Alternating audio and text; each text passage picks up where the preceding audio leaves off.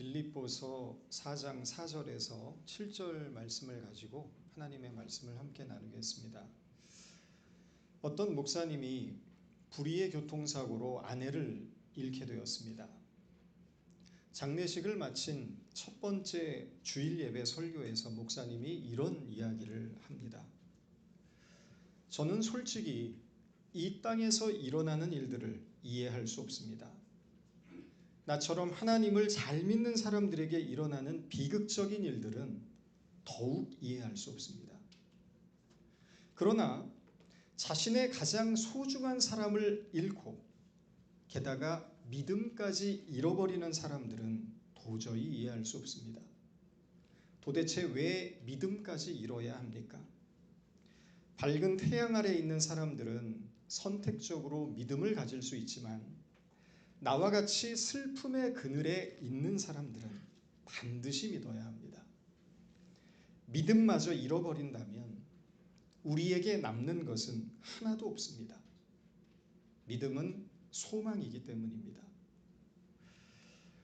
하나님의 능력을 믿고 그 능력에 의지해서 산다고 해도 믿음이라는 것이 우리가 직면하고 있는 모든 삶의 문제들을 해결해 주거나 우리의 현실과 환경을 더 안정적이고 편안하게 만들어주지는 않습니다.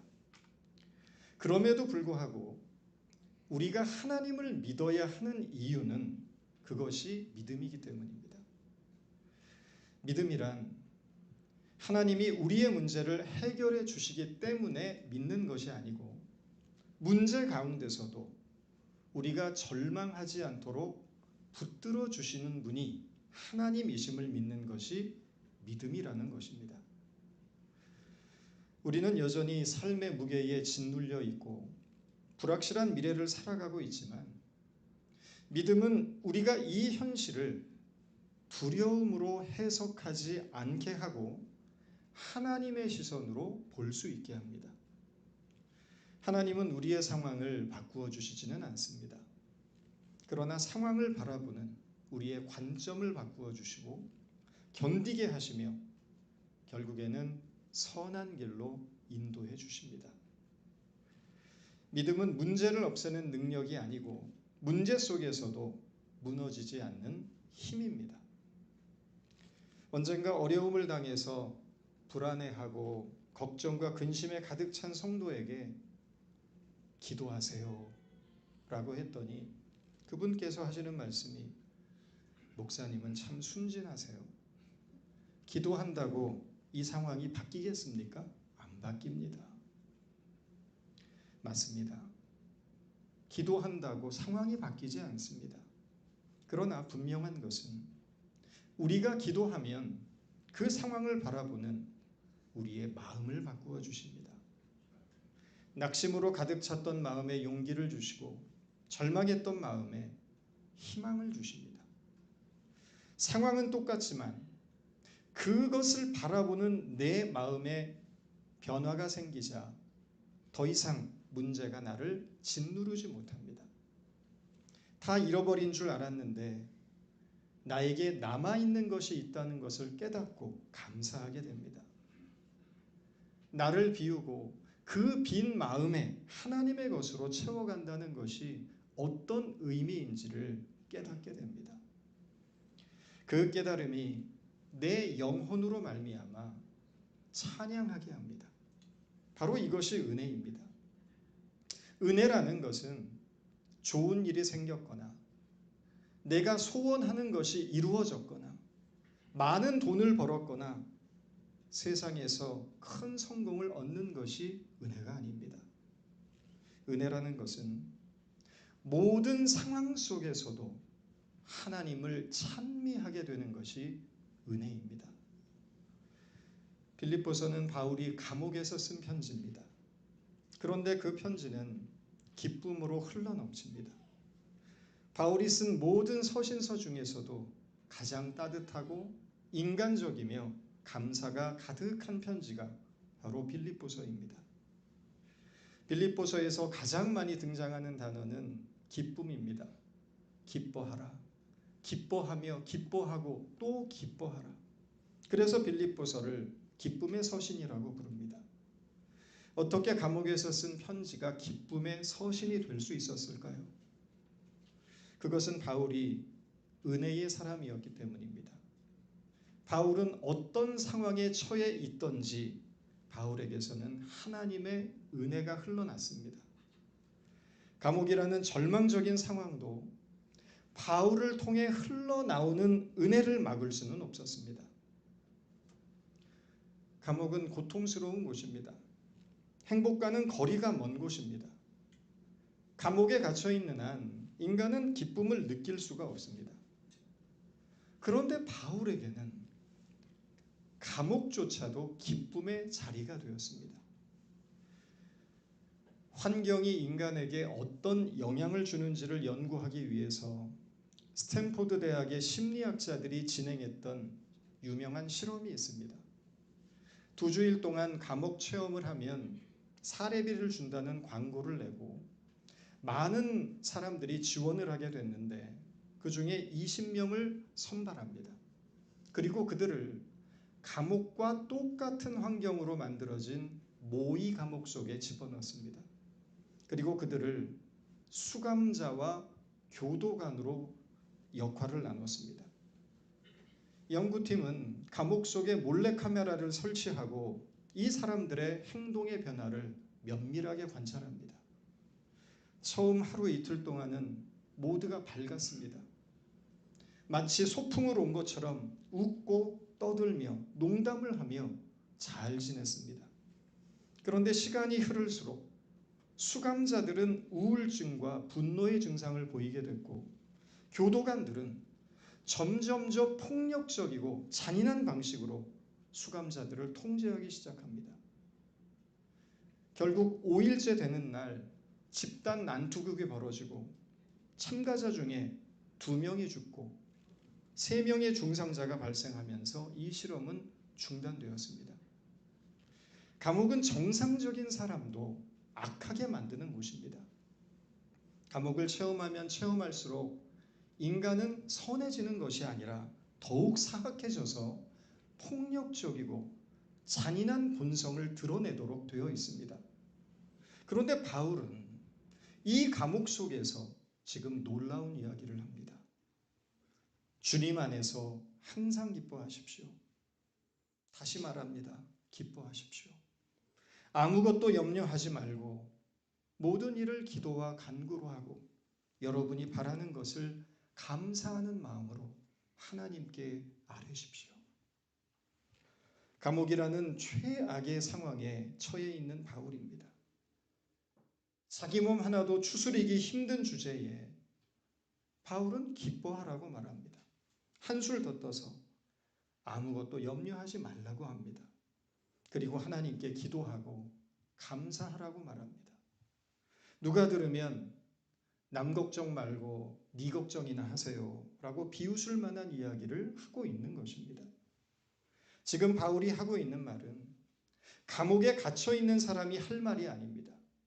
자기 분수도 모르고 하는 말처럼 들릴 수밖에 없습니다.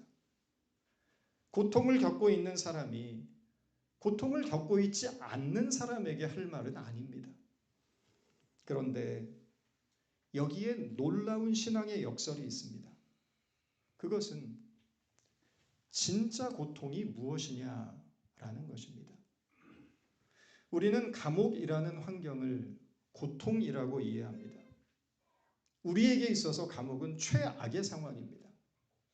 그런데 바울에게 있어서 가장 끔찍한 고통은 감옥이라는 환경이 아니라 하나님이 함께하지 않는 것으로 이해하고 있다는 것입니다. 가장 최악의 상황은 감옥에 갇힌 것이 아니고 하나님이 함께하지 않으심으로 인하여 죄의 노예가 되고 불평의 노예가 되고 불만의 노예가 되는 것임을 일깨워주고 있는 것입니다.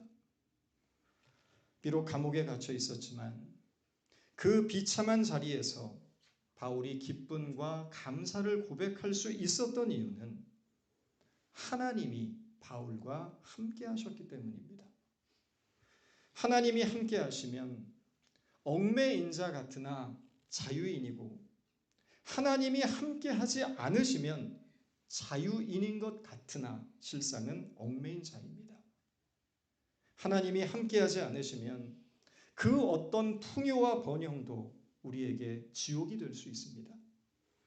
그러나 하나님이 함께하시면 슬픔이 변하여 기쁨의 춤이 되고 눈물이 변하여 감사의 노래가 되는 것입니다. 하나님이 우리와 함께하시면 절망의 골짜기도 소망의 길로 바뀌고 가장 어두운 칠흑과 같은 밤 속에서도 새벽의 빛을 품게 되는 것입니다. 사람의 위로나 노력으로는 바꿀 수 없었던 마음이 성령의 위로로 새로워지고 무너진 영혼이 다시 일어나서 하나님을 찬양하게 되는 것입니다. 관건은 하나님과의 동행입니다. 하나님이 함께하심이 있다면 그곳이 어디든 그곳은 두려움의 자리가 아니라 은혜의 자리가 됩니다. 환경이 우리를 규정하는 것이 아니고 우리와 함께 하시는 하나님이 우리의 삶을 규정하시기 때문입니다. 풍요롭지만 하나님 없는 지옥이 있고 궁핍하지만 하나님이 함께 하시는 천국도 있습니다. 하나님이 함께하지 않으시다면 아무리 좋은 환경도 우리의 마음을 만족시킬 수 없고 아무리 좋은 집도 영혼의 감옥이 될 수 있습니다.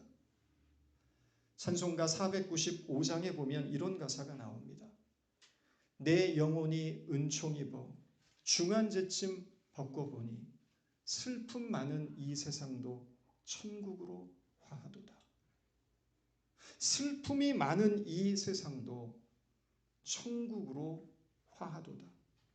바울이 지금 감옥에서 이 체험을 하고 있는 것입니다. 하나님이 함께 하신다는 사실을 깨달은 바울에게는 그가 처해 있는 조건과 환경이 더 이상 중요하지 않게 되었다는 것입니다. 얼마 전에 새로운 집으로 이사한 미셸과 스티브 가정에서 예배를 드리면서 제가 이런 질문을 했습니다. 노아와 그레이스에게 가장 좋은 환경이 무엇입니까? 그러자 미셸이 단번에 부모라고 대답했습니다. 정답입니다. 사람들은 좋은 집, 좋은 학군, 좋은 학교가 아이들에게 있어서 좋은 환경이라고 생각합니다. 그러나 아이들에게 가장 좋은 환경은 부모입니다. 아이들이 엄마 아빠에게서 사랑을 느끼면 몸과 마음과 영혼이 건강하게 자라지만 부모가 매일 싸우고 서로를 미워하면 아무리 좋은 집과 좋은 학교를 다녀도 아이들은 그곳에서 지옥을 경험하게 됩니다. 성도도 마찬가지입니다. 우리는 현실적인 조건과 환경이 충족되어야만 행복할 수 있다고 생각하지만 성도가 누릴 수 있는 가장 큰 행복은 하나님이 함께 하실 때입니다. 하나님이 함께 하는 것이 행복입니다. 그렇다면 한 가지 질문을 드리겠습니다. 우리는 정말 하나님과 함께 하고 있습니까? 하나님이 함께 한다는 것의 의미가 별로 와닿지 않으실 겁니다. 도대체 뭐지? 어떻게 해야 하나님이 나와 함께 하신다는 거지? 하나님이 함께 하신다라는 의미는 매 순간 하나님을 생각하고 하나님을 의식하며 사는 것을 말합니다. 나태주 시인의 그리움이라는 시가 있습니다. 가슴에 가만히 새겨지는 사람이 있다. 잊으려고 해도 잊혀지지 않고 생각하지 않으려고 해도 자꾸만 떠오른다. 그 사람은 내 마음의 꽃처럼 피어 있기 때문이다. 사람이 누군가를 사랑하게 되면 나타나는 증상이 있습니다. 눈에 아른거리기 시작합니다. 밥을 먹다가도 생각나고 잠을 자려고 눈을 감아도 생각납니다. 생각하려고 한 것이 아닌데 자꾸만 생각납니다. 사랑하게 되었기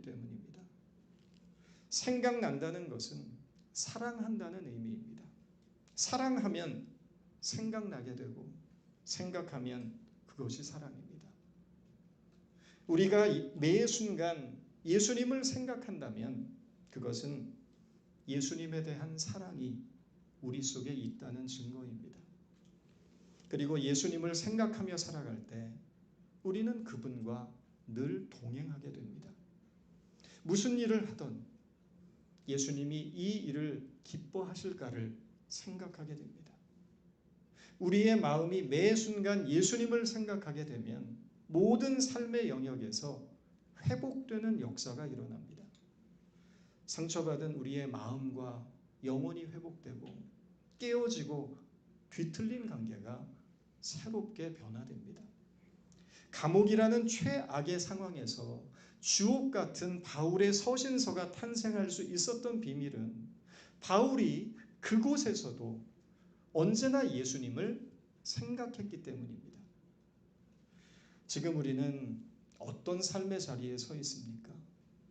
우리가 서 있는 삶의 자리가 무엇이든 간에 그 자리에서 예수님을 생각하십시오. 나의 생각과 예수님의 생각이 참 많이 다르다는 사실을 우리는 깨닫게 될 것입니다. 여전히 나는 내 생각대로 살고 있음을 자각하게 될 것입니다. 우리가 예수님을 생각하고 예수님을 바라볼 때 주님은 우리의 생각을 내려놓고 예수님의 마음으로 생각할 수 있도록 우리를 도우실 것입니다. 신앙이란 예수님의 마음으로 세상을 바라보는 법을 배우는 일입니다. 주님의 마음으로 세상을 바라보게 되면 모든 것이 달라집니다. 예전과 같을 수가 없습니다.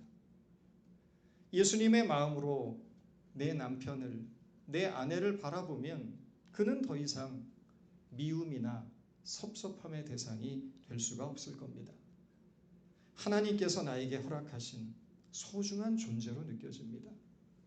예수님의 마음으로 지금 내 옆에 앉아있는 사람을 바라보면 그 사람은 내 마음을 다해 사랑하고 섬겨도 아깝지 않은 존귀한 존재가 될 것입니다.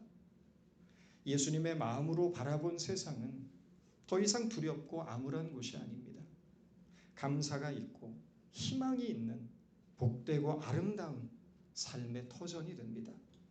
예수님과 동행한다는 것은 우리의 마음이 매 순간 예수님을 생각하고 예수님의 마음으로 세상을 바라보는 일임을 잊지 마시기 바랍니다.